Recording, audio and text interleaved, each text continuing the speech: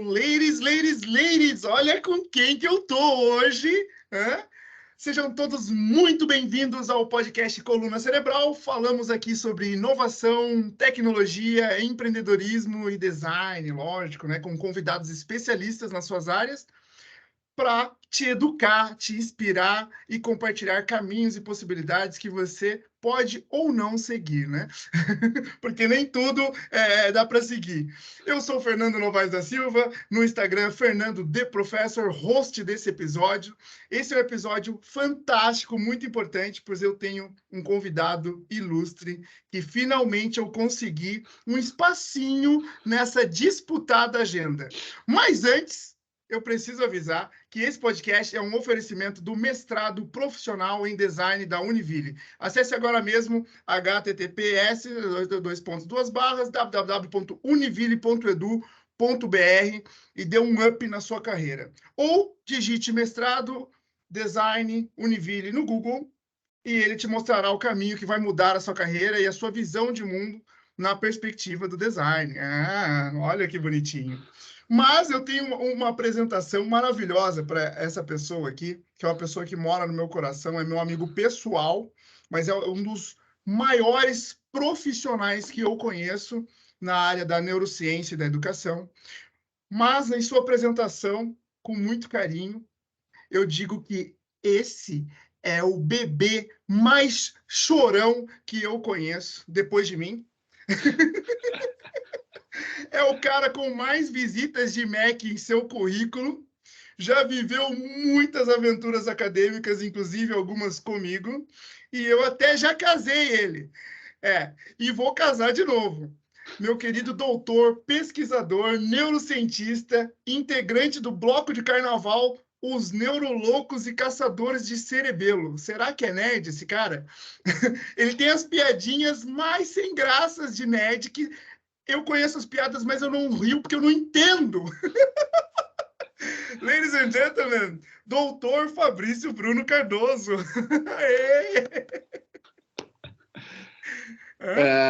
Obrigado pela apresentação.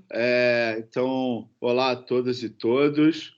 É muita satisfação estar aqui nesse projeto aqui que o Fernando está à frente. Eu acho que é muito bacana a gente poder participar e fazer chegar, né, de uma forma diferente informações importantes, né, que podem ou não mudar a vida das pessoas, mas as pessoas podem ou não seguir, porque cada um tem uma realidade, tem um momento, tem uma circunstância. Queria começar dizendo que eu acho que você precisa conhecer mais pessoas que estudam de neurociência e educação, porque, assim, mas, mesmo assim, eu fico lisonjeado pela forma que você me mencionou, né? E você me lembrou agora, né, cara, o bloco, né, de carnaval, ele começou em 2009, né, 2008, 2009, e ele tinha um outro nome, né, ele era os Neuroloucos e o Putamen.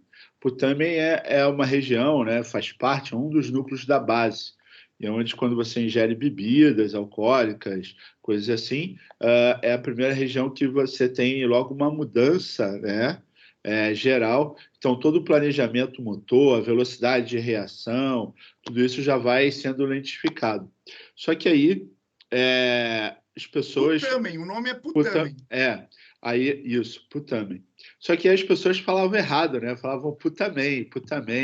Achavam que era super-herói dá, né? E aí, tipo, ou homem dá, né? Ficavam fazendo essas piadinhas. E aí uma neurocientista do Sul, né, que estava lá no doutorado com a gente, fazendo uma matéria no doutorado com a gente em 2013, ela falou assim para a gente, o bloquinho é muito maneiro, é muito legal, só que falta um apelo feminino.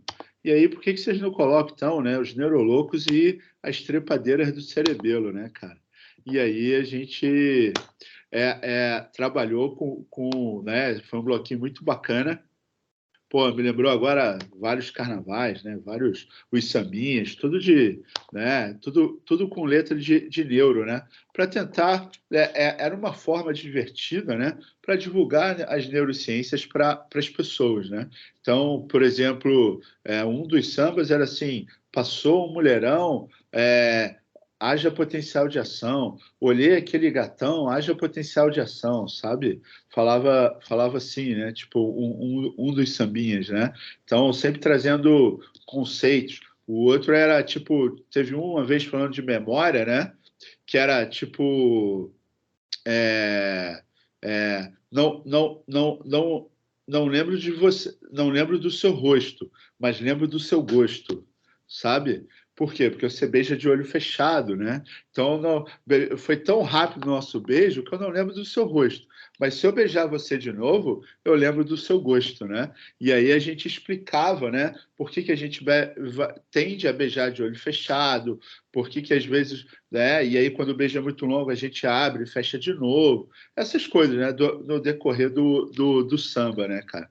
Foi um período muito maneiro. Olha, os roteiros, até tem estudo neurocientífico até para escrever o roteiro do bloquinho de carnaval. Eu senhoras e senhores, esse é o Dr. Fabrício. É tipo assim, né? Não é que tenha um roteiro, né, cara? É porque um dos compromissos que a ciência precisa ter, o Fernando, e é muito de como que é também a importância que esse canal aqui que você tem, né, o podcast aqui, que você vem produzindo, né, com uma qualidade muito legal, né? Pô, passaram aqui pessoas assim, né, fantásticas. Isso é divulgação científica, sabe? E a gente precisa ter cada vez mais elementos de divulgação científica. Porque, por exemplo, a gente passou pela pandemia, né? E o quanto que a gente não tem de desinformação que foi na pandemia, o quanto que a gente não tem de desinformação política, social. Por quê? Porque a gente não tem o conhecimento científico, a gente não tem um método científico, a gente não tem a informação com qualidade chegando de várias formas. Então, a gente precisa ter essa divulgação científica. E aí, cara, Rio de Janeiro é samba, é carnaval, por que não ter essa divulgação científica também no carnaval, né? Então, a gente precisa se aproximar do povo, sabe? A gente precisa fazer esse método científico, essa informação científica chegar no povo. A gente, na área médica, né, o pessoal da medicina... Sem perder a elegância, né, Fabrício? Sem perder a educação, sim, sem agredir, sim. né? Isso. Né? De uma forma divertida, mas sem agredir, né? Sem xingar, né? Mas falar a linguagem do povo, né? É importante, com certeza. Na área médica, né, o pessoal da medicina, né, tem muito uma fala que é mais ou menos assim, né? Do laboratório para o leito, né? E aí eu costumo dizer que quando a gente fala de ciência, divulgação científica, é do laboratório para a vida das pessoas, sabe? As pessoas precisam entender, por exemplo, aplicações, sabe? Tipo, conceitos, terem conceitos, verem esses conceitos no dia a dia da vida dela, mas também de diversas formas, entende?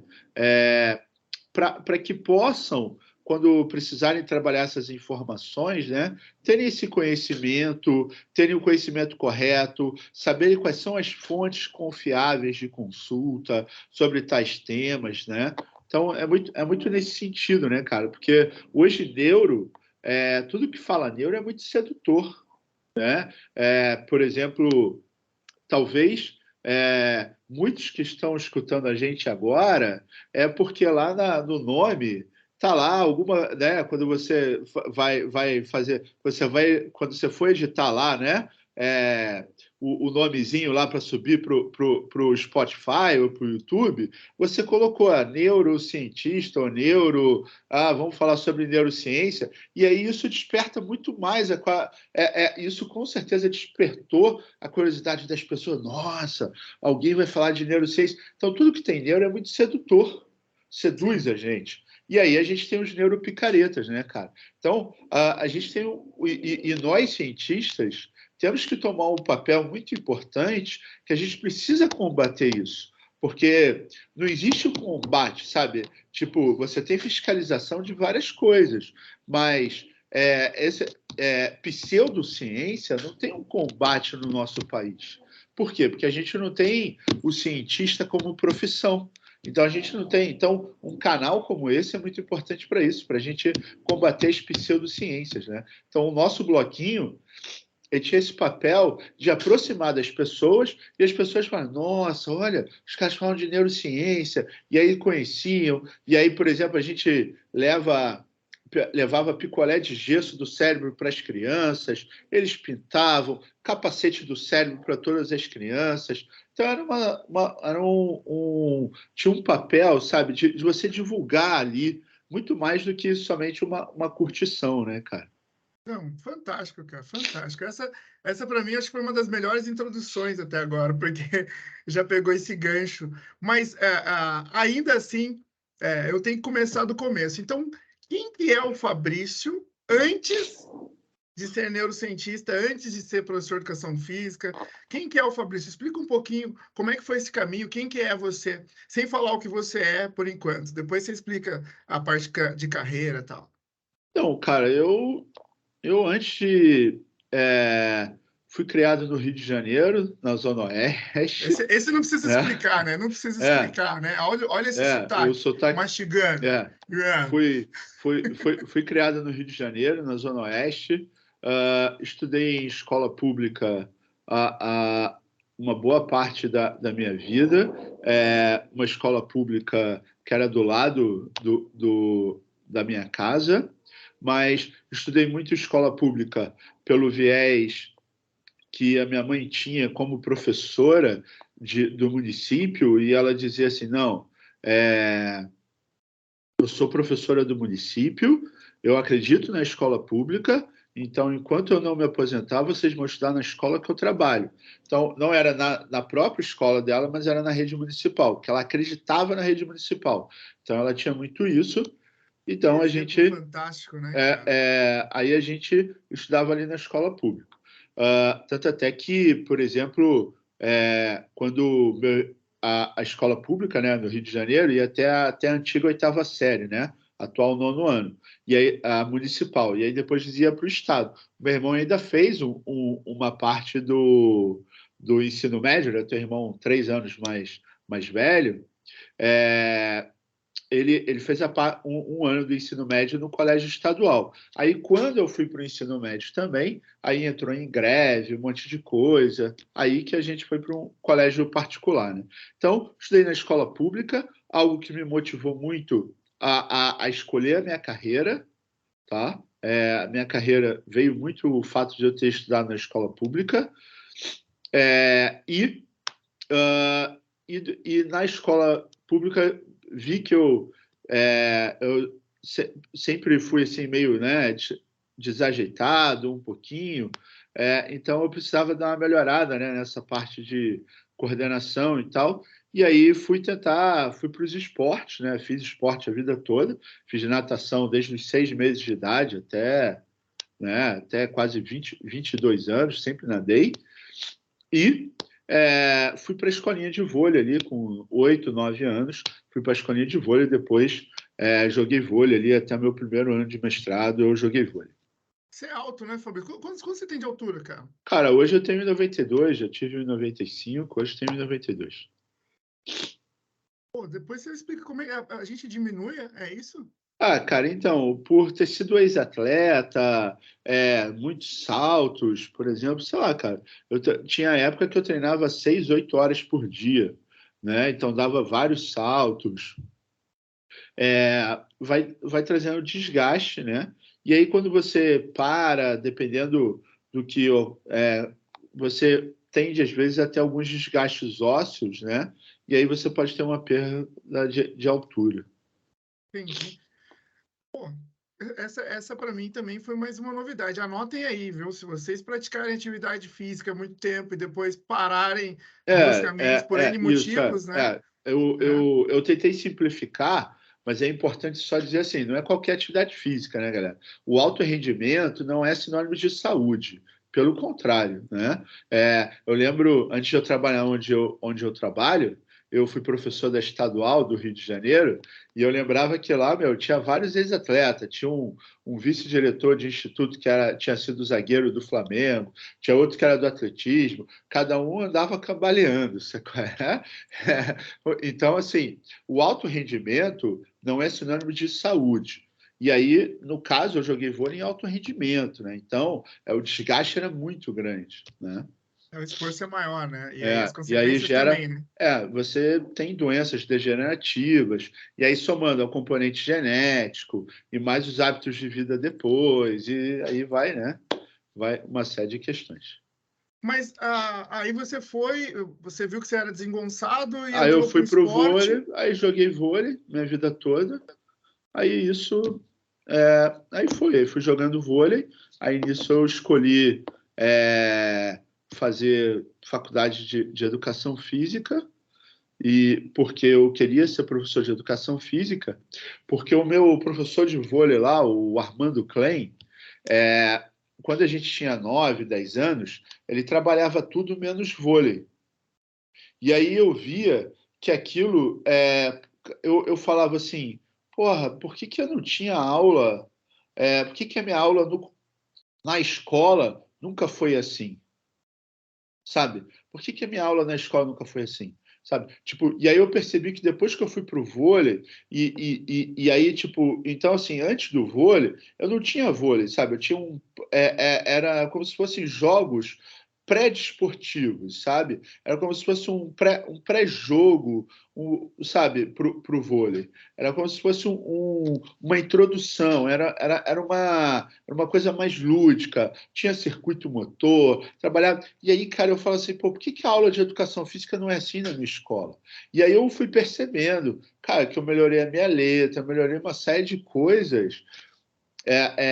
Depois ali do vôlei, me ajudou bastante, motivação, uma série de questões. E aí eu falei assim, cara, por que que a minha aula de educação física na escola não pode ser assim? E aí ali eu falei assim, cara, vou fazer educação física, né? Foi um dos fatores, né, que me fez fazer educação física, foi isso. E aí eu sempre quis vontade de dar aula para criança, né? Então aí eu fui, aí fiz. Então eu estudei em escola pública, aí depois, quando entrei no vôlei, com 13 anos, eu passei a jogar em clube, né? Fui jogar num clube, cara, fantástico, onde eu tive um técnico, porra, cara, fantástico. Tive o prazer de ter o meu primeiro. Foi meu primeiro técnico, né, cara? O Alexandre Rosenberg, o Rosinha, né, cara? Ele é um cara fantástico, assim, um cara que foi de um carinho, de um zelo ali, a gente moleque, sabe? Por mais que a gente tivesse competição, jogos duros, a gente se divertia jogando ali, sabe? E, e aí eu fui vendo o quanto que o esporte, ser técnico de vôlei, o quanto que tipo, o cara precisa ter jeito com criança, sabe? Porque a gente tem muito assim, né, na educação física, bacharel, licenciatura, pô, mas você vai dar aula do mesmo jeito, você vai lidar com uma pessoa do mesmo jeito, você vai lidar com a criança do mesmo jeito. Então, não dá para achar que, tipo, isso é do bacharel, isso é da licenciatura, sabe? Então, é ali, tipo, aí eu fui jogar vôlei, é, fui jogar vôlei no CIB, Clube Israelita Brasileiro, fica ali na Barata Ribeiro, em Copacabana. O Rosenberg foi meu técnico. Aí tinha o técnico da categoria acima, que era o alemão, que me batizou meu apelido, porque eu era magro, alto e desengonçado. Então botou meu apelido de Frank, de Frankenstein. E aí pegou esse apelido no vôlei. Foi difícil tirar esse apelido. Outro dia mesmo, estava lá no Rio, lá na praia, foi aniversário da minha filha, ela comemorou ali na praia de Copacabana, e aí passou um cara na bicicleta e falou, Frank! Me reconheceu, então o apelido, ele me transcende, né, cara? O apelido Transcende, fica. é. E aí, tipo, então aí eu fui, comecei a jogar em clube, aí nisso vieram os convites para estudar, jogar em intercolegial, essas coisas, e estudar em colégio com bolsa, e aí foi, né, cara? E aí minha vida foi caminhando nesse sentido ali, muito pelo vôlei, e foi assim, né? Não, que legal. E você chegou a nível de seleção, Fabrício? Você falou que jogou alto rendimento. Explica o que é alto rendimento, vai. Alto rendimento é você jogar em clube, ser federado. Eu joguei categoria de base, joguei adulto, nunca fui na seleção adulto, só fui pré-convocado uma, duas vezes para a seleção nacional, mas pré-convocado, logo depois cortado, porque eu nunca fui bom, sacou? Eu nunca era bom, mas eu era aquele cara para compor o grupo, né? Como diz um amigo meu, ele dizia assim, não, o Fabrício sabe fazer um Gatorade muito bem, então ele tem que estar no grupo, entendeu? É, porque ele sabe ler o manual, né, cara? Porque a gente jogava, né, e nem sempre tinha, quando os jogos eram fora, às vezes não tinha galera, todo um staff, né, para ir com a equipe. E aí a gente tinha que fazer o Gatorade, né? Pegava o pó, né, do Gatorade e misturava ali, né? E aí, tipo, tinha que ler o manual. E as pessoas não faziam direito, porque achavam que era só misturar e pronto. Achavam que aquela porra é igual o leite em pó. E não era. Tinha as medidas, entendeu, cara? E aí Sim. as pessoas não liam, e aí ficava uma merda. E aí você tava no meio do jogo, ia tomar aquilo, aquele negócio viscoso, porra, era horrível, sei lá. Então, em Então, vez de ajudar. é, é. Aí um amigo meu dizia, não, Fabrício agora, não, ele é importante porque ele sabe fazer um Gatorade. Mas de vez em quando entrava ali, fazia um ponto. Então eu joguei assim em alto rendimento, joguei em clube, joguei Superliga A, B, né? O que seria a Superliga C hoje, o acesso ali para poder as competições regionais. A gente jogou bastante. Pô, maravilha, assim. E por que parou? O que aconteceu, né? Que a carreira de atleta também, ela é uma carreira limitada ali, né? Você não vai... Até futebol, né? Então, Você não... eu vou ser honesto, assim, o coach. Porque eu chamo o Fernando de coach, né, cara? Porque ele é coach. Mas, assim, tipo, eu parei porque eu vi que eu não era bom. E aí, o que acontecia? Jogava em equipes intermediárias e tal, e acabava, por exemplo, às vezes, financeiramente não poderia reclamar, mas, tipo,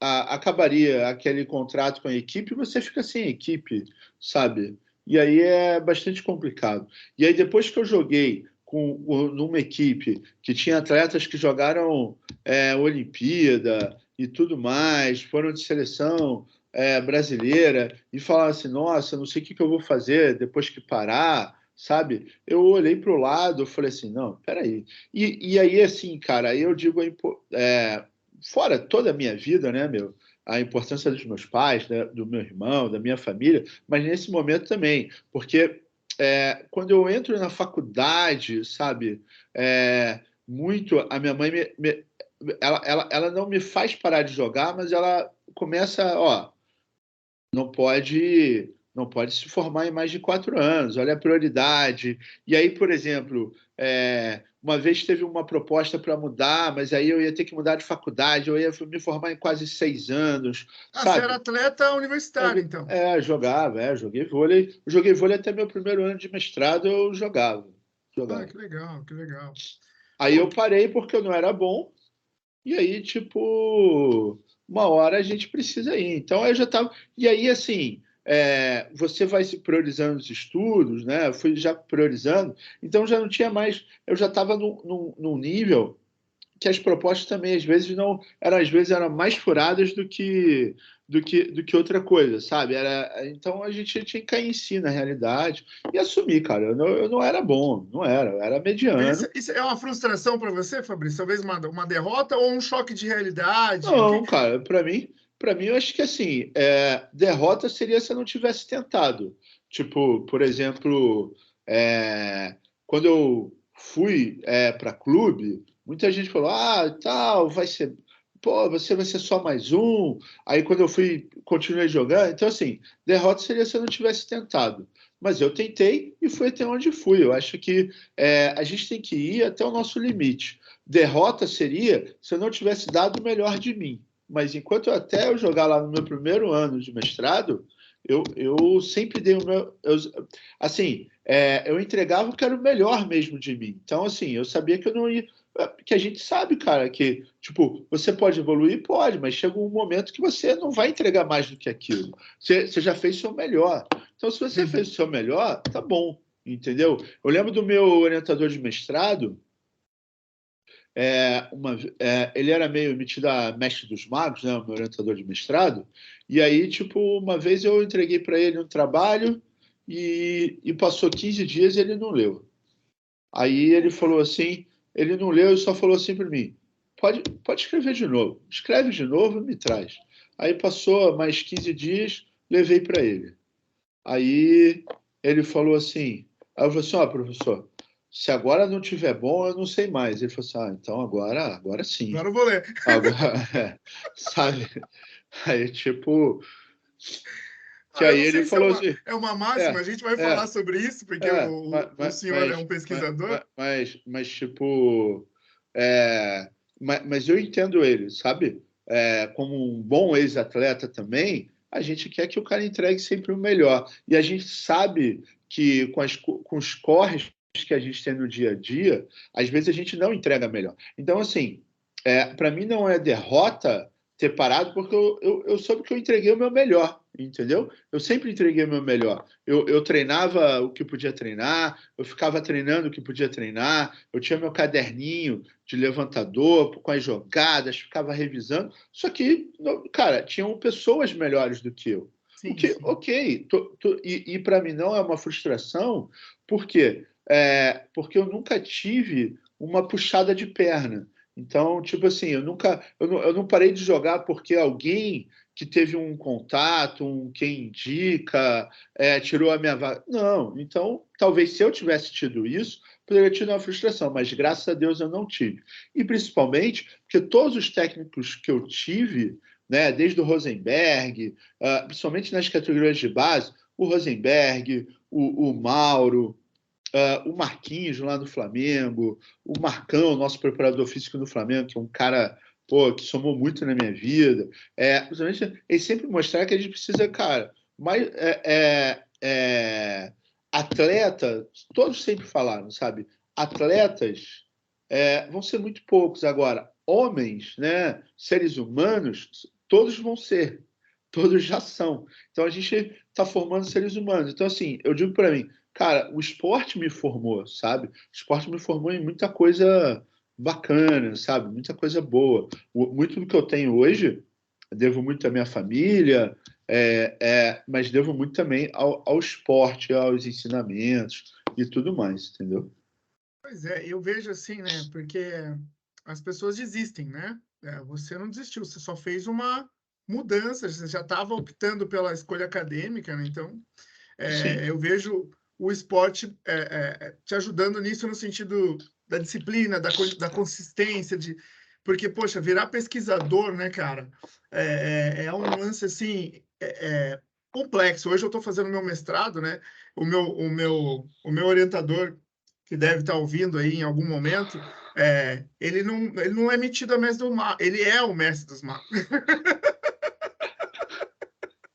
Um beijo, Vitor Aguiar aí. Um beijo no seu coração, que é um cara incrível que apareceu na minha vida e só ilumina toda vez que ele toca. Mas o que eu quero dizer é assim, cara, é, poxa, você se formou em educação física, foi por mestrado. como é que você caiu na pesquisa e falou, não, eu vou ser pesquisador, vamos ver como é que foi esse jump aí, essa chavinha, mudou alguma coisa ou você só foi se adequando? Como é que foi? Cara, então, eu vou falar para você assim, ó. É, desculpa. O meu. Eu não vou mentir, tá? Eu não sou aquele nerd igual o meu irmão. Meu irmão é nerdzinho e não sei o quê. Meu irmão mais velho, o Júnior. Ah, mas É vocês aquele dois têm cara nerd. de nerd. Se você olhar, pegar só o recorte Tipo três por assim, quatro, não, mas o meu irmão já entrava na faculdade e já falava: você monitor, você não sei o quê, já tem que ser. Sabe? Já entrou assim. Eu não. Eu entrei, fui. Aí, não vou mentir, entrei na faculdade porque fiz educação física, porque queria ser professor, dar aula para criança e queria ser técnico de vôlei. Não, não vou mentir, tá? Não vou mentir.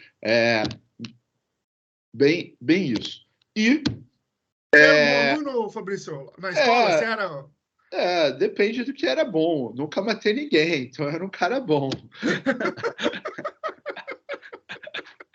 Era um cara querido, né? Um cara querido. Nunca matei nenhum aluno, coleguinha, nunca, Nunca nunca, agrediu?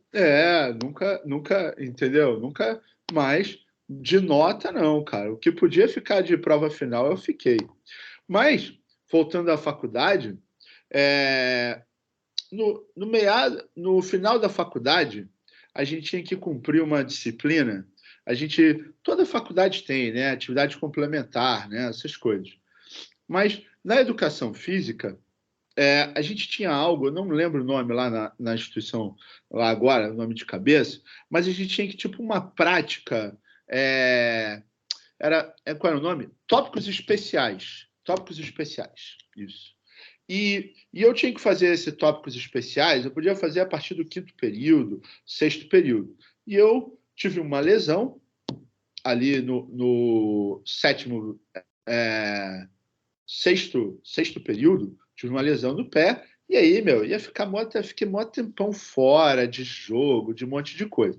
Aí eu pensei, quer saber? Vou cumprir esse negócio agora, porque já vai começar. Aí tinha um laboratório, laboratório de neuromotricidade, do professor Vernon, depois foi até meu orientador de mestrado. E aí, a gente.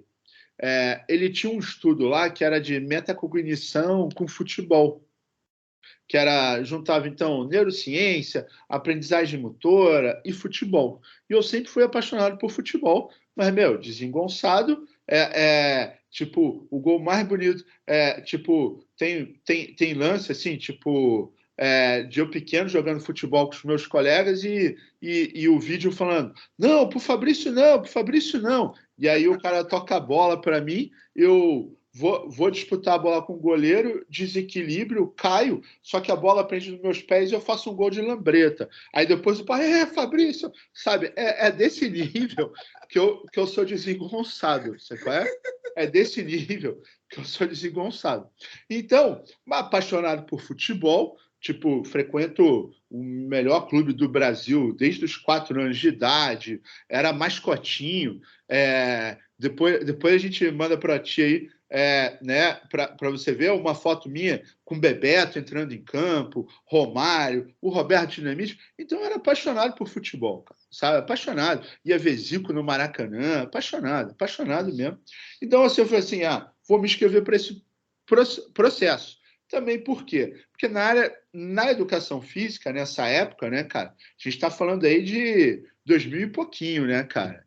A gente está falando de 23 anos atrás, né? 22, 23 anos mais ou menos. Então, tem muitos do que estão escutando a gente agora, né? Muitos que estão no mestrado em design não eram nascidos nessa época, né, cara?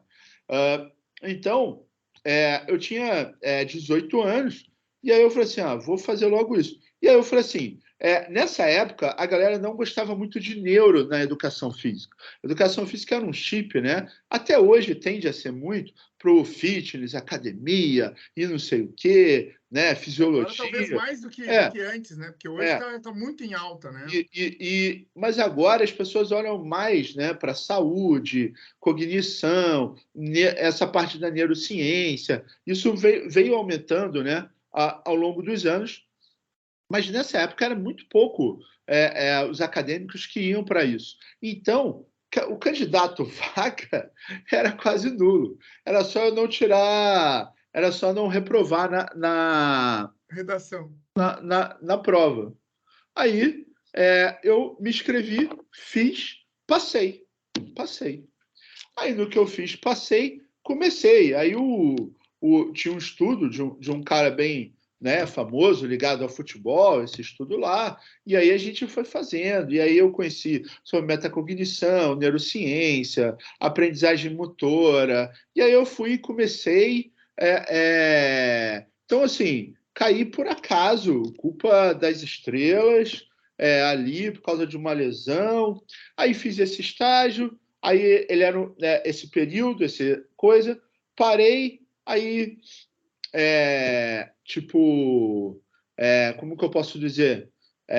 Parei e aí depois passou mais um tempo, né, quando eu fui fazer meu TCC, aí eu voltei ali para ver umas questões de avaliação, para conhecer mais, e aí fui ficando, né? Na verdade, o coach, tem um episódio, tem um episódio que aconteceu antes, cara, que é muito bacana, que foi o meu primeiro trabalho que eu apliquei em congresso, né? Porque uma coisa que é importante é o seguinte, eu sempre tive atividades voluntárias, sabe? A gente sempre teve muito ativo na igreja, na nossa paróquia lá no Rio, grupo de jovens, essas coisas. Então a gente tinha um projeto com crianças, né? Com vôlei. Né? Então, a gente tinha um projeto com crianças que tinham dificuldade de aprendizagem, dificuldade de uma série de coisas com vôlei. E aí a gente fez um trabalho bem legal com essas crianças, e aí um professor de uma disciplina, que a disciplina era às segundas-feiras aulas, e eu jogava domingo, terça e quinta. Terça, quinta e domingo. Então, segunda-feira, meu, estava arregaçado. Você conhece? Tá num. Cara, e aí esse professor, ele organizou um congresso, e aí eu falei assim, e ele estava chamando os alunos mais nerds ali da sala, né, para apresentar um trabalho nesse congresso. Aí eu tive um estalo, falei assim, não, vou fazer uma propina pedagógica com esse professor. Aí eu conversei com ele e falei assim, professor, eu faço esse trabalho aqui, tenho isso assim avaliado, a minha mãe é professora, ela me ajuda a fazer essa avaliação na melhora desses alunos aqui. Se eu apresentar esse trabalho nesse congresso, dá para quebrar as faltas? Aí ele falou, olhou. Aí a disciplina, né, era filosofia aplicada à educação física. Então, meu, imagina, o cara veio com um sermão de moral, falando de Kant, falando de Aristóteles, das virtudes aristotélicas e tudo mais, mas no fim falou assim: ah, mas você vai apresentar mesmo? Vou. E a minha mãe, né, me dava umas chicotadas, né, para eu ir no inglês, para eu fazer IBEU. Então, eu tinha uma noçãozinha ali de escrever, tinha que escrever o resumo em inglês, escrevi em português, minha mãe viu que estava bacana, passei para o inglês e mandei para o professor, cara. E aí, nisso, foi muito bacana, porque eu apresentei trabalho, cara, eu tinha 17 anos, né? Então, eu apresentei meu primeiro trabalho ali com 17 anos. E aí, assim, eu sempre fui curioso, né? Eu sempre tive essa curiosidade, né? Eu sempre fui um cara de buscar mais, né? Então, assim, a pesquisa, eu caí na pesquisa por acaso, por uma propina pedagógica e por causa de uma lesão para cumprir, assim, para tipo, vamos numa área que ninguém vai querer, então vai ser mais fácil fazer isso aqui, entende? Não, mas eu tô anotando aqui algumas coisas que você falou que para mim são estratégias até, né? Pode-se dizer, né? É Sim, lógico que você utilizou na sua vida e podem servir para você que está assistindo, que você que está ouvindo esse sim, podcast sim. também. quem está anotando aí, Isso. eu nunca tinha ouvido falar em propina pedagógica, mas depois do seu estudo de caso, dá até para fazer um corte dessa definição de propina pedagógica, porque muitos alunos negociam com isso, né? Porque a gente sabe os alunos que são realmente dedicados, ainda mais quando tem evidência que você vê que o aluno quer. É que ele tem. Você entende que ele é meio preguiçoso, deixou de entregar algumas coisas, mas ele está acompanhando do jeito dele. E o professor Fabrício, às vezes, me diz: me corrija se eu estiver equivocado, né? Cada um aprende de um jeito e tal, né? E aí a gente. Não, peraí. Cada um aprende de um jeito, não. Todo mundo aprende igual. Cada um pode, às vezes, fazer a consolidação do conhecimento de um jeito diferente. Tem aquele que precisa consolidar escrevendo, fazendo seus esquemas, tem aquele que precisa consolidar lendo, tem aqueles que vai consolidar lendo, audição, grava, né? Hoje em dia, com as tecnologias, né? Grava a aula. Eu lembro, por exemplo, quando eu tive aula no mestrado, né? Com um professor, não sei se você conhece, mas as frases dele com certeza você conhece, que é o Rubem Alves, né? A gente... Cara, o cara era um poço de conhecimento, né, meu? Então a gente gravava as aulas também com o Heron Beresford, também, um outro cara que é de um poço de conhecimento tremendo. Então a gente gravava a aula, e aí, por exemplo, mas era um gravadorzinho, sabe? Gravador assim fininho, que tinha as fitinhas igual de japonês, assim, sabe? Pequenininho, tinha as fitinhas assim pequenininho, e a gente gravava. E aí, tipo, ficava escutando, e aí a gente ia anotando e falava assim, nossa, o cara, ele realmente falou isso? Não, aí voltava, pô, peraí, ele não falou isso, olha só, isso aqui não está anotado. E aí a gente via que tinha furo. Então, assim, a repetição, para você consolidar o conhecimento, cada um vai ter suas preferências para fazer essa consolidação. Mas quanto mais sistemas sensoriais eu colocar, mas todo mundo aprende igual. Não, fantástico. Isso aí eu acho que já é uma o desmistificação, processo, né? Se a gente for falar do processo de aprendizagem de forma neural, né, cara? Pô, pode falar, Fabrício. Para mim é sempre uma aula te ouvir, cara. Você sabe que você, para mim, É porque, em termos de mecanismos neurais, a aprendizagem vai acontecer igual, entende? O que vai mudar o que pode acontecer, por exemplo, às vezes não ocorre a aprendizagem, por quê? Porque tem alguma alteração neuroquímica ou fisiológica que impede aquela aprendizagem de ocorrer, entendeu? Mas, teoricamente, aprender igual, todo mundo aprende igual. Que maravilha. Bom, chegamos finalmente aí na neurociência em si, né? Agora o neurocientista realmente falou aqui, saímos aqui da história da história do professor Fabrício, chegamos aqui na neurociência, entrando ali um pouquinho antes ou junto com a pesquisa na sua vida. Explica um pouco para quem está ouvindo, né? O que é neurociência, o que ela engloba, o que ela estuda, né? E a gente vai fazendo depois vou puxando outros assuntos sobre isso. Então, neurociências, né? O próprio nome já diz, né? Neuro, sistema nervoso, né? Ou funcionamento do sistema nervoso. Ciências. Então, se a gente quebrar, né? Então, se a gente fizer um omelete, e aí a gente vai fazer um omelete só de clara e um de gema, né? Então, ciências, conjunto de ciências. E aqui eu tenho a gema, que é o quê? A neuro. Então, é o conjunto de ciências que estuda o funcionamento do sistema nervoso. Entendeu? E aí, por que é interessante o conjunto de ciências? Porque a neurociências, por exemplo, eu não preciso ser médico para ser neurocientista. Eu posso ser, por exemplo, da área de TI e ser neurocientista. Essa é outra pergunta, porque você, lógico, veio da área da saúde, educação física e tal, mas eu ia falar, o que eu tenho que estudar para ser neurocientista? Eu me formo em quê para ser neurocientista? Então, você precisa estudar e ter conjunto de funcionamento do sistema nervoso, mas você precisa ter esse conhecimento, né? Anatômico, fisiológico, mas você pode usar, por exemplo, TI, né? Você tem hoje, por exemplo, a gente tem interface, né? Homem, né? A interface que liga um homem a uma máquina, né? Isso não. Você tem a neuroinformática, por exemplo, ressonância, tomografia, a inteligência artificial em exames, né? Você tem tudo isso, então você precisa ter o conhecimento anatômico, fisiológico. Por exemplo, né? Vou dar um exemplo. Aqui mesmo, né? Na faculdade, a gente tem esses projetos, né? Projetos inovadores, profissionais de aprendizagem. Os alunos de engenharia de software estão desenvolvendo um índice de rastreio para TDAH. Né? O seu João, o Jonathan, o Raul e o Zé, né? O José, eles estão desenvolvendo esse índice. Eles fazem engenharia de software. E aí, por que eles foram fazer isso?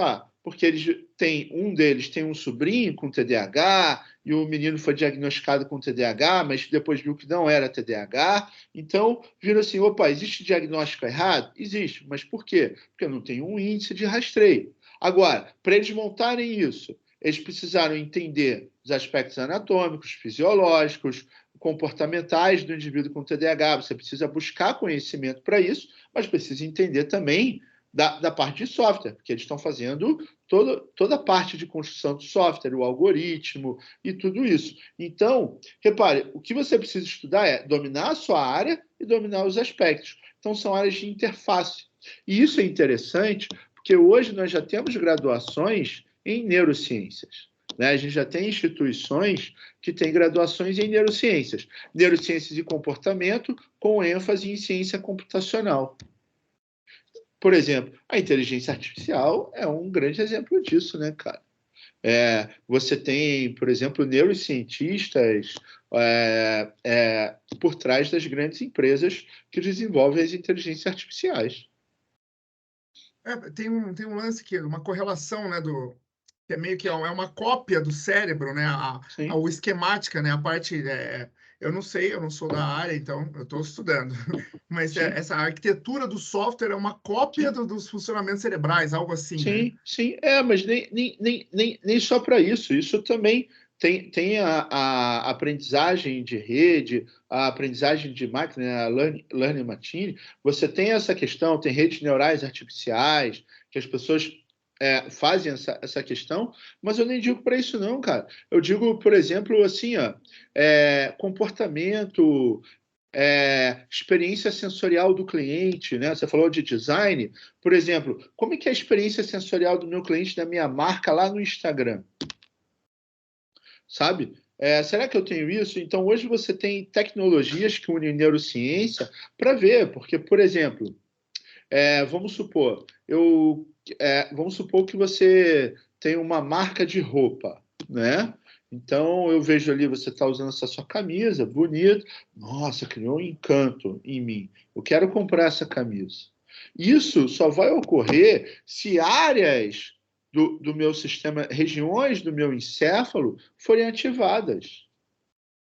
Então, eu preciso testar isso. Hoje em dia tem como você testar, entende? E aí você tem como testar toda a parte comportamental desse indivíduo, entende? Para decidir a cor, Sim, qual estímulo que eu quero isso, gerar, qual cor melhor para tal isso. produto. Por exemplo, aonde mais essas análises de dados que você tem, tipo, os clientes entram no meu site, ele entrou. Aí você tem sistemas que pegam aonde ele clicou primeiro, aonde ele foi segundo, qual Os foi a mapas de área. calor, né? O mapeamento de calor ali, né? Justamente. Por exemplo, aí você vai ver aonde ele parou mais, aonde tem essa imagem. Aonde ele nem foi, aonde tem essa imagem aqui. Então você consegue, óbvio, né, fazendo uma análise toda sociodemográfica desse seu cliente, né? Baseado em dados. Idade, sexo, escolaridade, uma série de questões, regionalidade, né? A gente tem que ser bem cuidadoso. Eu consigo me aproximar. Então, é um conjunto de ciências, né, que vai estudar, cara. E aí a gente pode dizer qualquer área você pode fazer. Por exemplo, você falou de design, hoje a gente tem o neurodesign. A gente tem, eu não sei se é primo, aí você me corrige, mas a gente tem a neuroarquitetura, por exemplo, sabe? A gente tem vários processos que levam em consideração fazer essa interface. quando a gente fala de neurodesign, neuroarquitetura, por exemplo, a gente sabe que existem ambientes, muitas vezes são poluidores de ruídos, que vão gerar estresses sensoriais. E a gente tem uma demanda da sociedade que tem uma irritabilidade sensorial muito grande. Um desses exemplos são os indivíduos com TEA. Então, por exemplo, crianças com TEA têm que tomar vacina. Então, será que o ambiente de uma clínica de vacina, será que, né, então... Será que o ambiente de um salão de cabeleireiro, será, sabe? Então, são questões, são importantes. Por exemplo, não só para a TEA, mas para várias questões, entende? Que a gente precisa ter. Por exemplo, será que a altura da prateleira está adequada para uma senhora, para pegar um produto? Por exemplo, vou montar a prateleira de mercado. Será que eu penso quais são os produtos que as senhoras compram mais? E aí eu boto na altura de uma senhora que eu digo ali, né, terceira idade, né? Então, por exemplo, está na altura dela, ou ela precisa se abaixar ou precisa estar mais alto, entende? Por exemplo, interpretar, né? Para quem que foi feita sim, essa prateleira, né? Para quem que é o cara, o cliente que vai vir aqui, né? sim, por Tudo exemplo, isso tem dentro do... entende? Então, uma marca de molho de tomate teve uma baixa venda numa região. E aí eles foram analisar, né? E é uma marca de molho de tomate tradicional. Então, o principal foco de público deles é indivíduos com idade acima de 55 anos. E aí, sabe o que eles foram ver? Que os molhos de tomate que eram embalados em caixas tinham sido mudados para cima ou para baixo em determinada região, entende? Em determinados mercados. Por quê? Porque, segundo o mercado, a questão da fragilidade. Se cair, a caixa não quebra, não sei o quê. E os que são em garrafa de vidro, se caírem, eles quebram, gera e por aí vai. Entendi. Só que para o idoso que é sedentário abaixar e pegar em cima, se eu estou lá com o 92, eu ajudo a senhorinha, ou o senhorzinho. Mas se eu não estou, né? Então, nem sempre tem alguém ali disponível em ajudar, entendeu? Então, Não, assim, tô dando um exemplo de como é o neurodesign, entende? Por que é sim. neuro? Porque estudou o comportamento daquele indivíduo, a tomada de decisão daquele indivíduo, o processo cognitivo que levou aquele indivíduo a não comprar mais aquele produto. Sim. Entra neurodesign, neuromarketing, né? É mais Isso, conhecido como sim, neuromarketing ali. sim. Mas tem tudo a ver com o que você está falando, né? Tem muita questão, essa tomada de decisão. Tem um livro do Daniel Kahneman também, Rápido e Devagar, que explica lá Isso. os dois tipos de cérebro lá que ele coloca e tal. Mas ainda assim, né? Para ser esse cara, você ainda fez o doutorado ainda e Isso. extrapolou, tá agora já indo para onde eu sempre brinco chamando de PhDeus, né? Tá indo para o nível de PhDeus, né? Depois que passou Sim. do doutorado é PhDeus. Mas que competência você acha que impactaram para você chegar nesse lugar que você está, como pesquisador e com esse conhecimento profundo em neurociência? Que competência você destaca, assim, para essa galera que hoje está na Cara, eu graduação, está acho pensando... que eu outro dia falei para um amigo meu que o meu superpoder é quase parecido com o do Batman. Não perder oportunidades, né? Porque né, lá do, do filme, né, da Marvel, né, todos têm o seu superpoder, né? E o Batman, as pessoas zoam ele que o superpoder é ser rico.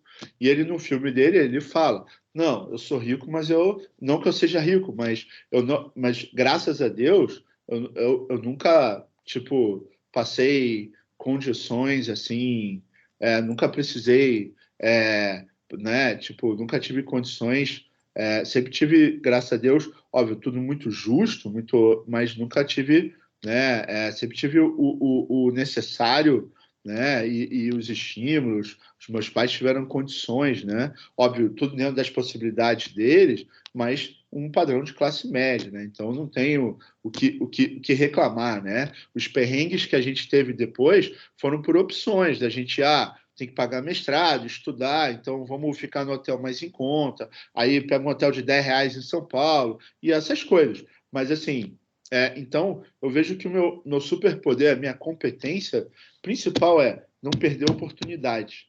E aí eu lembro de uma frase que eu via, né, no desenho animado lá, que era mais ou menos assim, né? Cavalo selado não passa 2 vezes. E aí, tipo, Sérgio Malandro falava isso, né? E aí, tipo, eu assistia muito a Hora do Que Malandro. isso, e citou Serginho É, Malandro, hein, cara? viu? Pô, Se ele estiver viu? ouvindo, um abraço, Ó, Serginho Malandro é. aí. Isso aí. Então, ele brincava muito com isso, né? É, o Sérgio Malandro tinha um programa, né? A Hora do Malandro, né? E eu estudava à tarde, então eu assistia muito, então eu sempre fiquei com isso na minha cabeça. E, assim, os meus pais, sempre quando tinham oportunidade de fazer alguma coisa, estudar, não se pensavam 2 vezes, sabe? Eles faziam. Meu pai, quando teve a oportunidade de chegar lá no máximo que ele pôde no cargo dele, ele fez o curso, foi correr atrás, entende? A minha mãe também, então, tipo, o meu irmão, então eu tive muito isso, esse exemplo. Então, assim, eu não podia perder essa oportunidade que os meus pais me deram, sabe? Não podia mesmo. Entendi. Então, Entendi. essa é a principal. Porque, assim, cara, às vezes, e depois foi me preparar para essa oportunidade. Foi me preparar. Entender que, pô, vou fazer um mestrado, então tem que ir para congresso, tem que estudar, vamos vivenciar, sabe? E, principalmente, entender que eu não faço isso, não é por outro, não faço isso por ninguém, faço isso por mim. Eu quero ser, a cada dia que depois eu acordo, rezo o terço, eu quero ser sempre melhor por mim. Não porque eu quero provar para ninguém, não porque eu quero. Não, sabe? Isso é essa coisa que você vai ficar falando no espelho, eu sou muito bom, eu sou muito bom. Isso é papo de autoajuda, entendeu? Porque quem vai colocar o seu valor depois é a sociedade. E você tem que estar preparado e se preparar. Porque é o seguinte, coach. Eu lembro quando eu entrei no meu mestrado, tive aula com um cara, né, fantástico. Tive aula com vários caras fantásticos no meu mestrado, mas teve um cara que é o suprassumo, né, que foi o suprassumo da educação física, que era o Tubino, Manuel Gomes Tubino. O cara foi ministro dos esportes, o cara era suprassumo. O cara é o ícone da educação física mundial. E aí, assim, seria tipo o que o Paulo Freire é mundialmente para a educação, o Tubino é para a educação física. Então, assim, o Tubino, numa aula magna, ele falou assim para a gente: olha, Fabrício, o difícil não é. Né? Ele falou assim para todos, né? Ele falou assim: o difícil não é ser mestre. Ser mestre é trabalhoso. É você vir aqui, aturar o mala do. Aí ele citou lá um professor, aturar o mala de fulano, ciclano. Não. Isso é trabalhoso. O difícil defendi um mestrado, vou entregar meu currículo na sociedade. Agora, meu amigo, sustenta. O difícil é sustentar. Então, assim, Ser mestre, né? Chegar a terminar o mestrado é uma coisa, né? Ser mestre é o. Ser mestre, sustentar. Então, assim, entender que você precisa se preparar. Entende? Entender que você precisa se preparar. Entender o momento de dizer não. Entende? Entender o momento. Você precisa dizer não para certas propostas que às vezes podem te colocar em evidência, mas você ainda não está preparado. Entendeu? Não, fantástico. Inclusive, a sequência dessa pergunta seria se isso aqui fosse uma entrevista de emprego, né, ou o fechamento de um contrato, por que eu deveria te contratar, Fabrício? E aí, meio que você meio que acabou meio que respondendo, mas a não ser que você quisesse complementar com mais Não, alguma não, coisa. tranquilo. Eu acho que é isso, acho que é bem isso.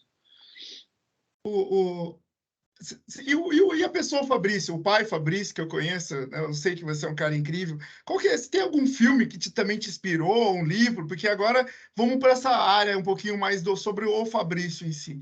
Tem algum livro que você fala, pô, para ser pesquisador, você tem que ter lido livro tal, ou livro tal, ou alguma coisa que te tocou na vida, que te estimulou também?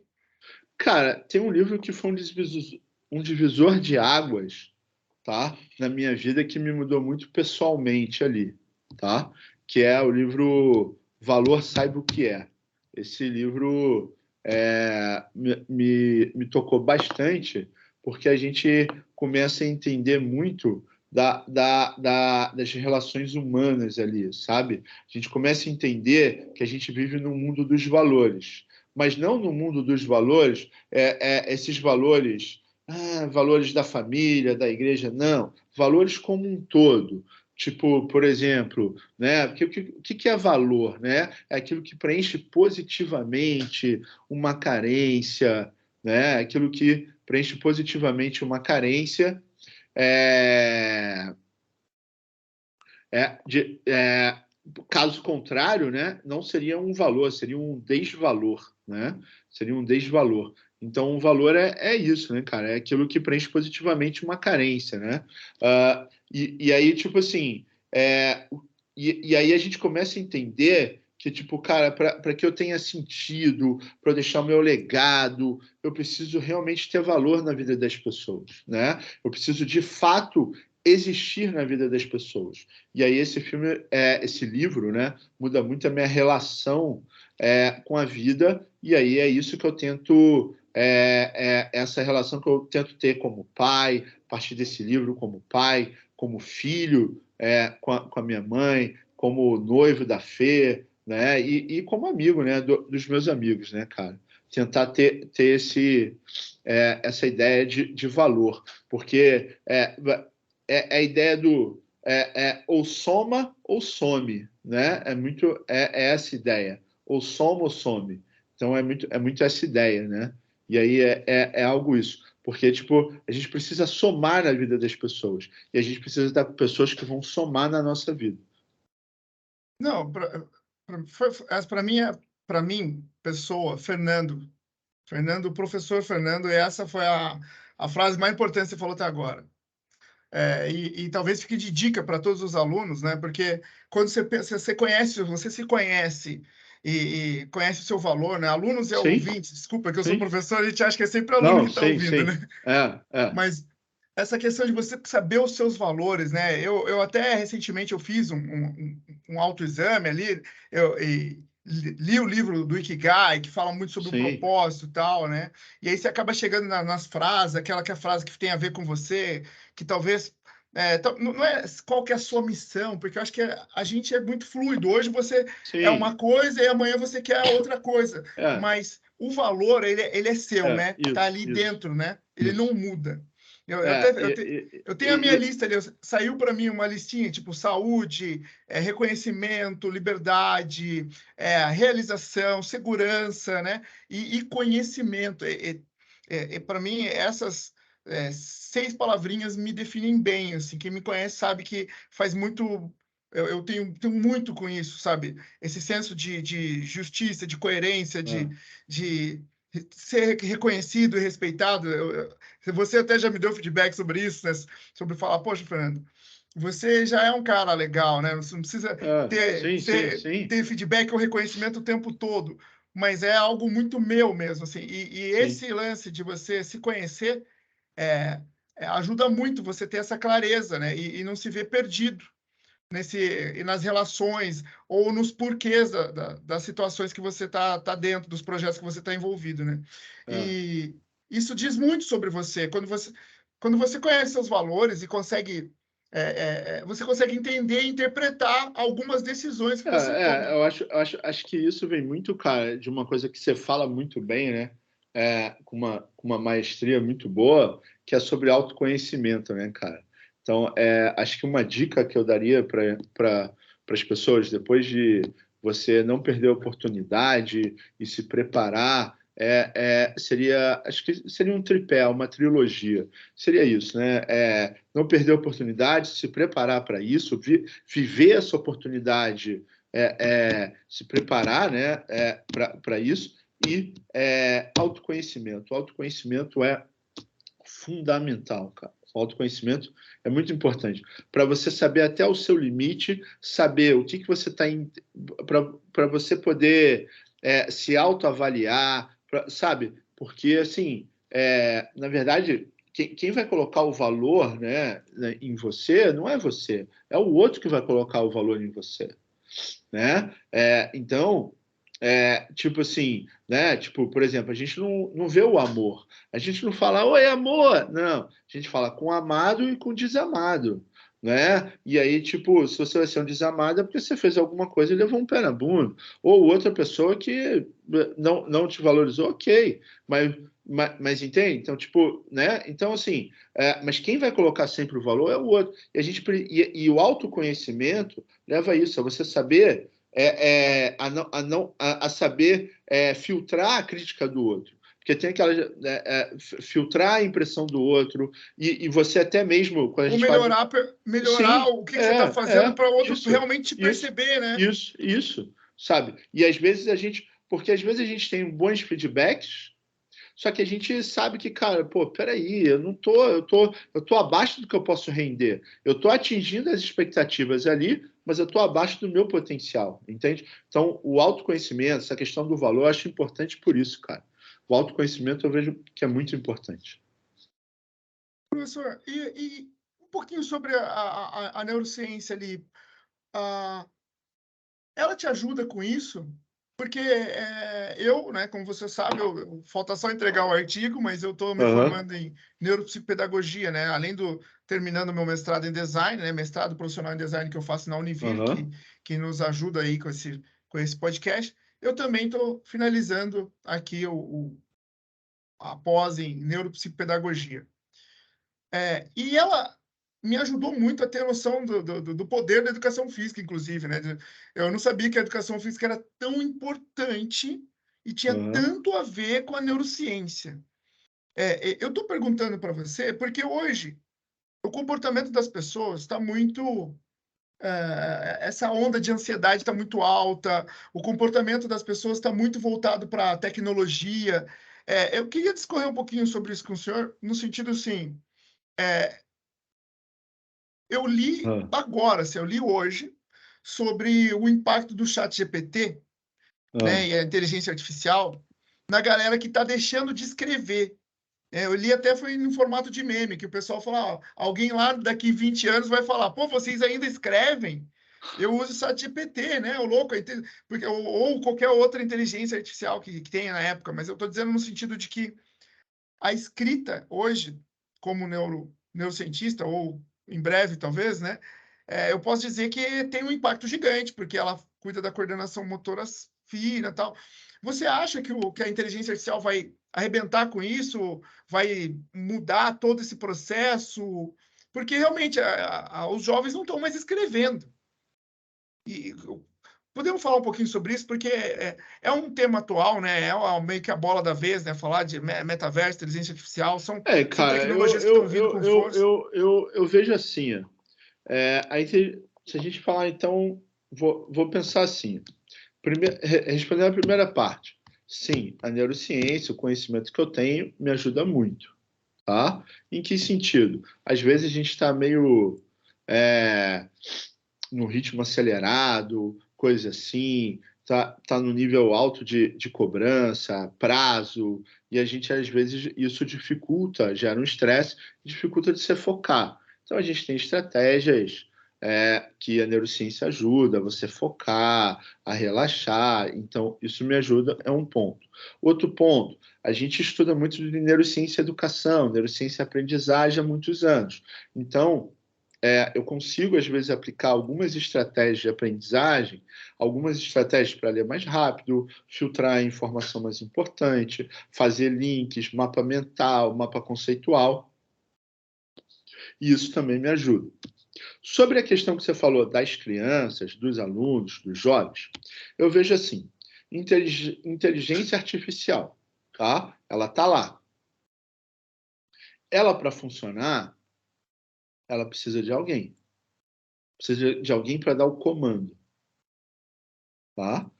Esse comando, se eu falo de uma sala de aula, ele tem dois atores. Ele tem o discente, né, o aluno, e tem o professor.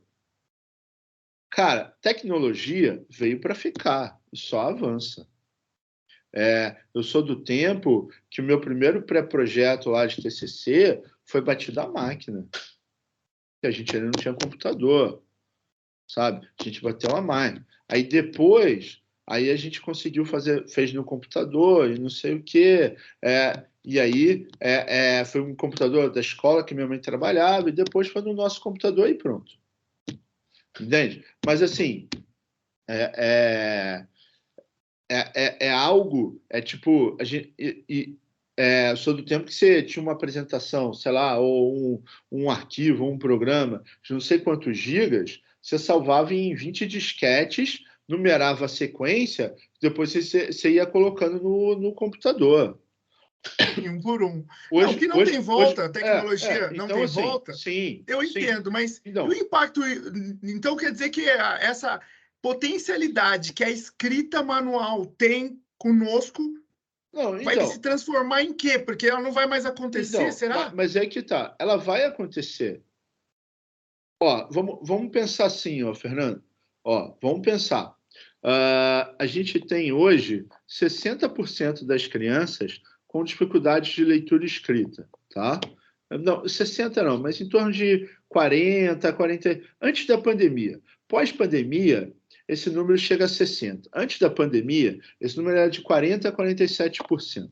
Vamos falar antes da pandemia, porque 60% é pós-pandemia. Vamos falar antes da pandemia. 40% a 47%. Tínhamos inteligência artificial na escola? Não. Quanto tempo a gente tem um celular, tablet? 10 anos? A gente tem esse número há mais de 20 anos. Então, assim, a principal tecnologia que precisa mudar é a tecnologia da mente do professor.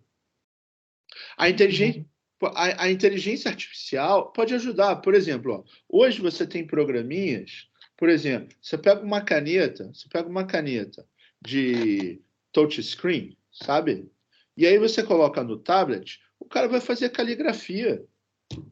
E aí a inteligência artificial vai dizer se a força está adequada, se o início do movimento por exemplo, eu fiz Ela corrige, né? Quando você ela escreve, vai ela corrige. Se corrigir, ela ela vai corrigir corrigir errado, é porque você isso, escreveu errado.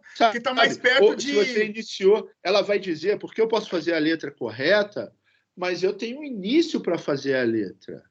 Aí tem criança que faz assim, aí depois volta para fazer, volta. Então, a inteligência artificial vai chegar nesse nível. Então, assim, o que eu quis dizer, assim, a principal tecnologia é a tecnologia da mente do professor. Aí, o que a gente precisa é como usar essa tecnologia da melhor maneira possível. Ó, eu vou dar um exemplo aqui, tá? Vou dar um exemplo clássico. ChatGPT. Cara, a gente está escrevendo um livro para professores sobre desenvolvimento motor.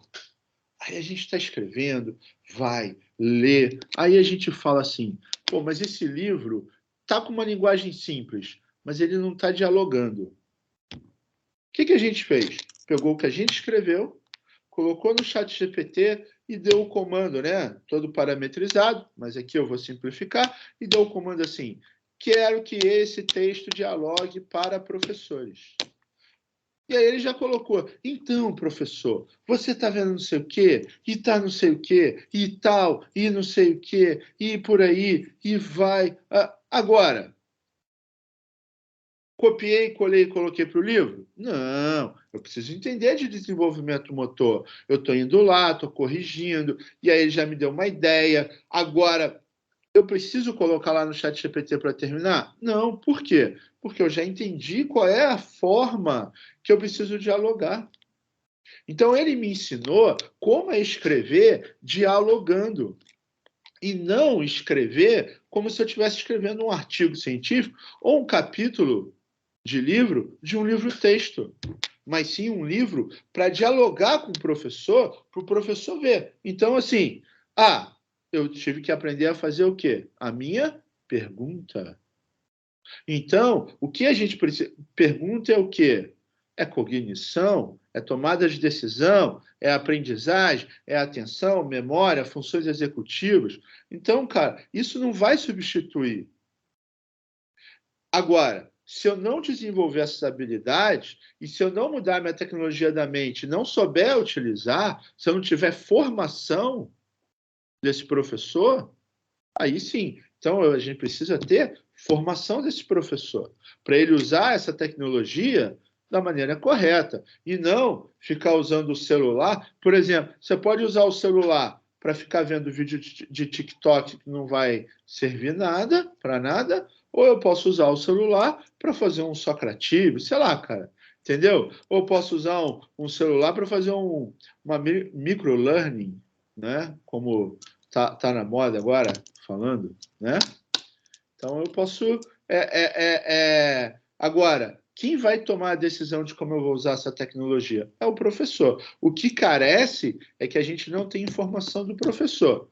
Não, tanto, na maioria das vezes, em tecnologia, ou a formação do professor, principalmente em neurociência aplicada à educação. É isso para mim, né? Às vezes alguns colegas perguntam: eu sei que você é professor, né? Mas você não dá aula para criança. Para que você foi fazer o curso de neuropsicopedagogia? Eu falei, bom, por dois motivos, né? O motivo óbvio, primeiro, porque a Faculdade Sanspeg, onde eu trabalho, o professor Fabrício também trabalha, ela dá esse curso Sim. para todos os profissionais, então é uma pós-graduação caríssima que a gente recebe gratuito só por ser profissional de lá. Então, é lógico que eu ia fazer, né? Como diz o Fabrício, né? Tem que aproveitar as oportunidades. E, obviamente, que só agrega valor a mim como Sim. professor, né? Eu como professor, eu com conhecimentos de neurociência, mesmo que boa parte da matriz curricular ela é voltada para crianças, né? A gente aprende de cérebro, entende o que é sinapse, como que funciona o cérebro Cara, por dentro. e entende de aprendizagem. Isso. E o professor tem que ser um cientista da aprendizagem, né? Ele não pode ficar limitado a Ciência, repetir biografias e estratégias de livros, né? ciência da aprendizagem. E aí é interessante porque você é um dos caras que eu conheço que é um dos melhores, assim, para mim, de metodologias ativas. O que são metodologias ativas? É um conjunto de técnicas. Agora, a técnica que você vai usar numa aula que você vai dar, por exemplo, sei lá, para medicina, né? Você é professor de projetos, né? Vamos pensar. Então, a técnica que você vai usar para medicina vai ser a mesma técnica que você vai usar numa aula para pedagogia? Pode ser ou não, posso mudar, porque meu perfil vai mudar. E aí, se muda o meu perfil, muda a forma de interação com o conhecimento dos meus alunos. O padrão não é o nível que é menor ou maior, não é isso. Mas a forma, a vivência, a forma de interação com o conhecimento, a forma, sabe, vai ser diferente.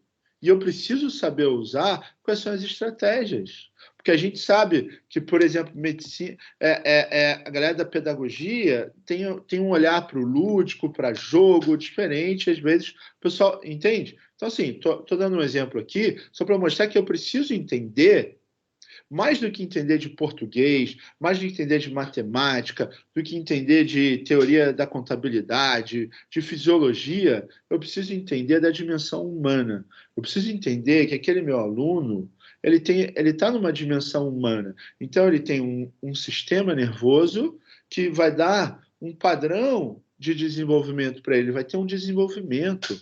E Eu aí posso dizer que ele tem um certo tipo de inteligência, porque existem várias inteligências, não pode, não pode, não pode.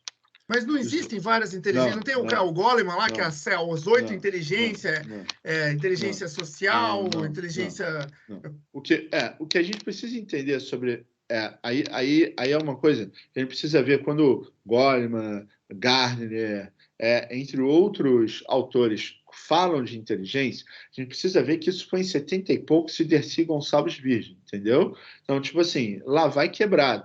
Era um paradigma que se tinha ainda muito de falar de o termo inteligência.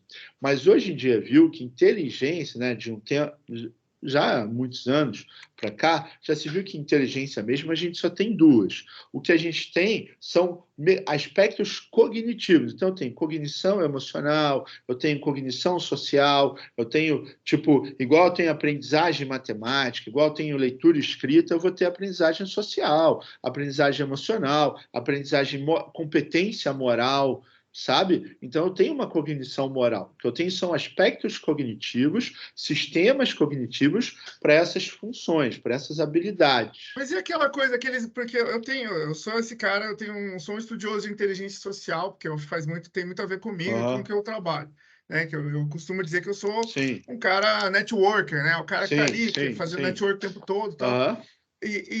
E para isso, lá no livro lá do Goleman, por exemplo, tá lá, inteligência social, coeficiente social. Ele fala dessa questão ele faz os comparativos bem extremos. O Neymar tem aquela inteligência lógica temporal, que ele tem a questão da noção do tempo que a bola vai chegar, né, aquela inteligência eu sei que eu vou chutar aqui, o cara vai dar tempo do cara chegar, essa lógica espacial, eu não sei. De qualquer forma, essas eram as definições. Então, isso caiu por terra. Então, aí a gente precisa ter muito cuidado, tá? A gente precisa ter muito cuidado, porque o que acontece? As habilidades, então você tem habilidade o quê? Social. Então, você tem cognição social. Eu tenho uma boa habilidade motora, então eu tenho um bom desenvolvimento motor. Eu tenho uma boa habilidade sinestésica. Então eu tenho um bom desenvolvimento sinestésico. Eu tenho uma boa habilidade para raciocínio lógico. Então eu tenho cognição, eu tenho um desenvolvimento das habilidades lógicas matemáticas. Eu vou fazer mais uma pergunta aqui de leigo. Cognição, entende? A gente tem que tomar, são aspectos cognitivos, tá? Então a gente está falando aí de cognição. Vários aspectos cognitivos. Isso. Então, eu tenho que mudar minha abordagem, então. Eu não posso falar que a gente tem várias inteligências. Não. O que você tem são várias capacidades e habilidades. Habilidades cognitivas social, habilidade cognitiva para processamento de informação, habilidade cognitiva raciocínio lógico, habilidade lógico-matemática, habilidade para leitura escrita, habilidade motora. Então, você tem várias habilidades. Entendeu? Entendi. São mecanismos de cognição no sentido de aprendizagem, entende? Então, você tem...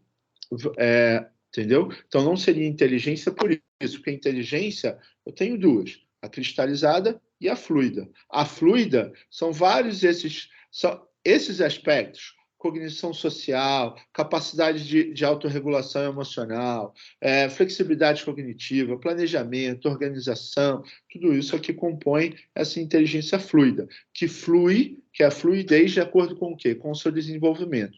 Cristalizado é aquilo que é cristalizado, aquilo que está ali cristalizado, cristalizou. Você teve aquisição e pronto. Fluido são aquelas habilidades que você vai ter mais facilidade para desenvolver, para modificar de acordo com os estímulos que você recebe. Cristalizado é aquilo que você consolidou.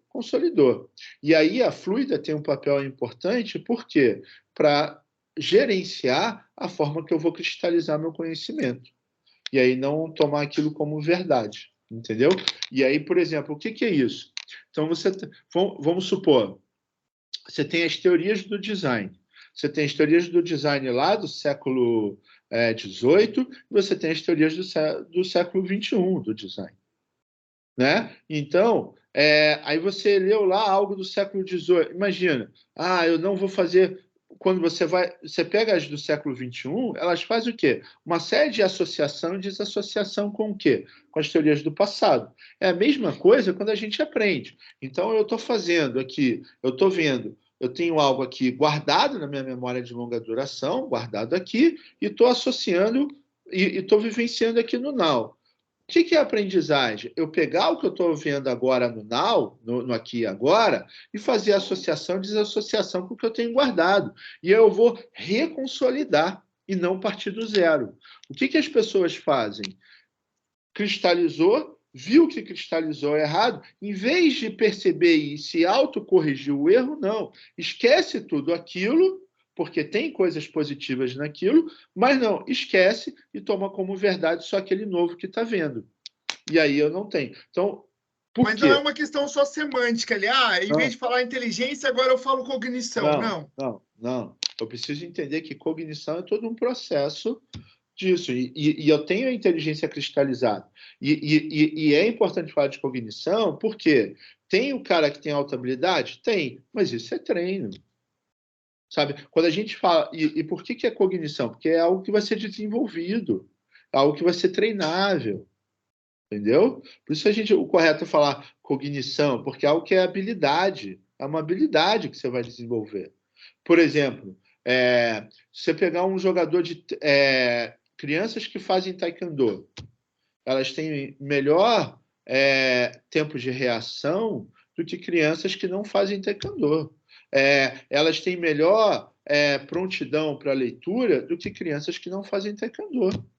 Por quê? Porque depende de velocidade, compreensão, rápido, iniciação, modulação, entende? Maravilhosa então, a explicação. Então, acho que desmistificou muita coisa que muita gente acha, porque treinável, né? Até porque eu tenho uma cacetada de livro do Goleman aqui. Agora o que eu faço Não, esse livro? Agora. Então, mas a gente tem que tomar cuidado. Aí olha só.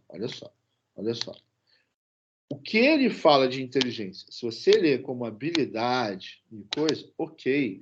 Porque os exemplos que ele traz não está de tudo errado. E a gente precisa tomar muito cuidado quando esses caras começaram a falar sobre inteligência. O conceito era falar de inteligência. Não tinha-se esse avanço todo que a gente tem hoje, tá? A gente tem que tomar cuidado, porque assim, então Goleman não presta, Gardner não presta. Não é isso.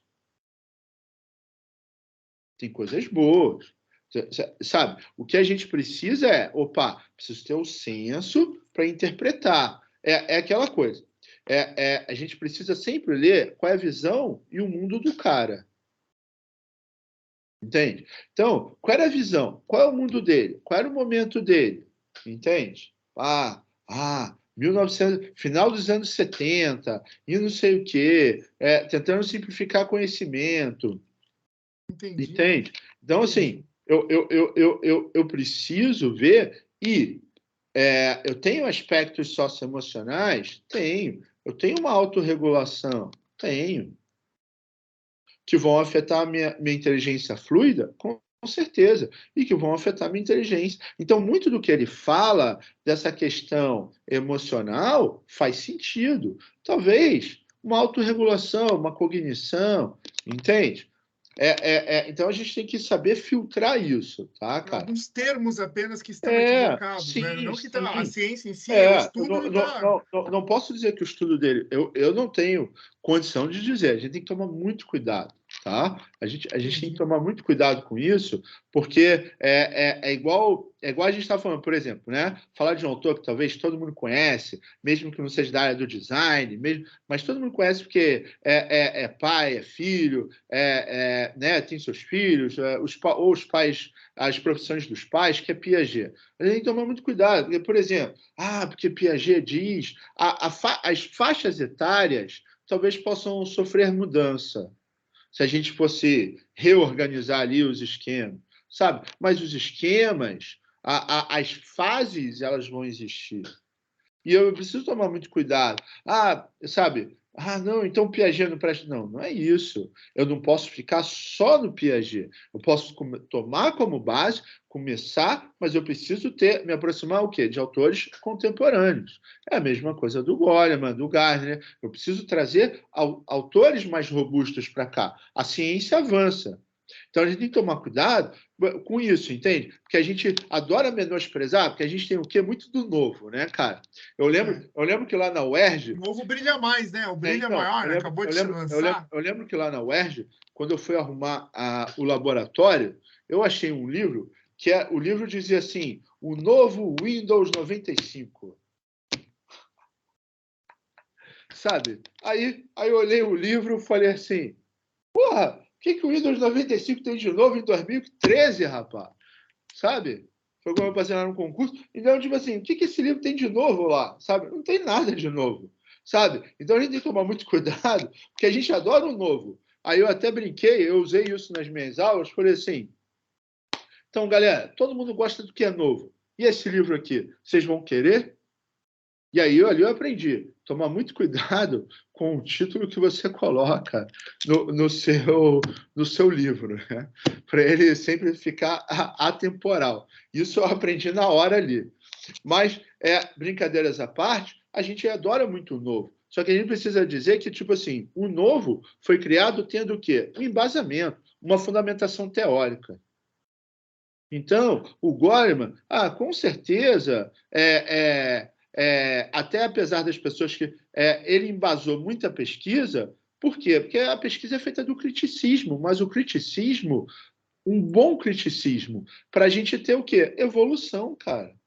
Imagina se eu ficasse fazendo as mesmas... Precisou ter o Goleman para chegar agora e entender que precisou é um ter o pouco mais do que Goleman isso. para as pessoas verem, para isso ficar mais popularizado. Sabe, para muitos cientistas que já estudavam isso, ver, opa, não estamos atingindo. Então a gente precisa ver que tem um porquê disso tudo, sabe? A gente tem que tomar muito cuidado. A gente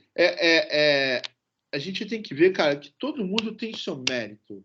Todo estudo tem seu mérito. Alguns podem ter mais relevância ou não, mas mérito todos têm. Fantástico. Professor, você sabe que se deixar a gente fica aqui até de Não, noite, né? então, cara, Que o cara é uma fonte de conhecimento enorme aqui. Tem uma colega que, inclusive, eu vou gravar com ela também, chamada Julia Brummer, e ela se autodefine como neurodiversa, que ela tem TDAH e mais outras coisas lá, e ela falou, meu sonho é falar com o Fabrício e com o Felipe, porque eu falo muito de vocês, e eu sempre me embaso, eu falo, tem um doutor lá que fala isso, né?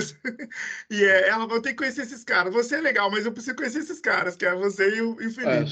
Só marcar, vai ser um prazer. Não, eu quero fazer assim, cara. Só E que o Felipe Só que para conversar com o Felipe, aí eu preciso estudar, né, cara? Não, o Eu Felipe é preciso genial estudar. também. Não, Eu imagina, preciso né, estudar. professor? Eu preciso Você é estudar. incrível, cara.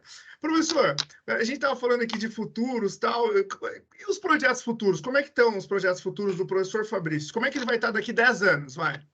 Cara, daqui a 10 anos, eu espero estar coordenando um programa de mestrado e doutorado e a gente já está começando a implementar políticas públicas que contemplem a neurociência e a educação e a psicologia cognitiva, né? A neuropsicopedagogia. Eu espero daqui a 10 anos hoje a gente discute a importância das políticas públicas.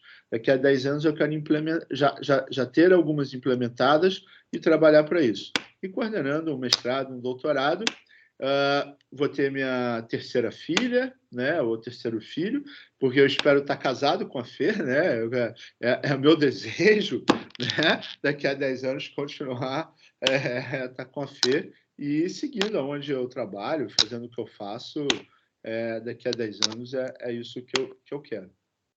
Que maravilha, professor. Pô, só tenho a agradecer a você. Antes de terminar, eu tenho uma pergunta de milhões, que é uma pergunta que eu chamo Desafio Confete. Tem um TED, né, do Bill Gates, aqueles vídeos curtos, né, que ele fala que professores precisam de feedback, né? Então, eu queria que você completasse a frase que eu vou provocar aqui para o senhor e você coloca aí, completa da forma que você achar melhor, tá? Beleza. Não precisa ser com uma palavra, pode ser com uma instância, uma explicação, mas eu vou iniciar a frase e você completa ela, ok? Então, vamos lá. A frase é a seguinte: o Fernando agregador. é um cara que sabe agregar na vida dos outros e sabe fazer disso o seu propósito.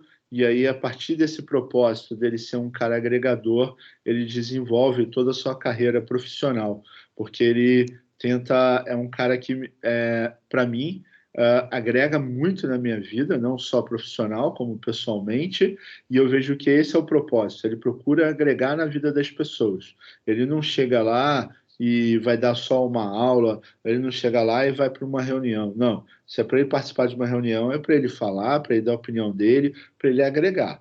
Se não for para ele agregar, ele nem vai, ele nem participa.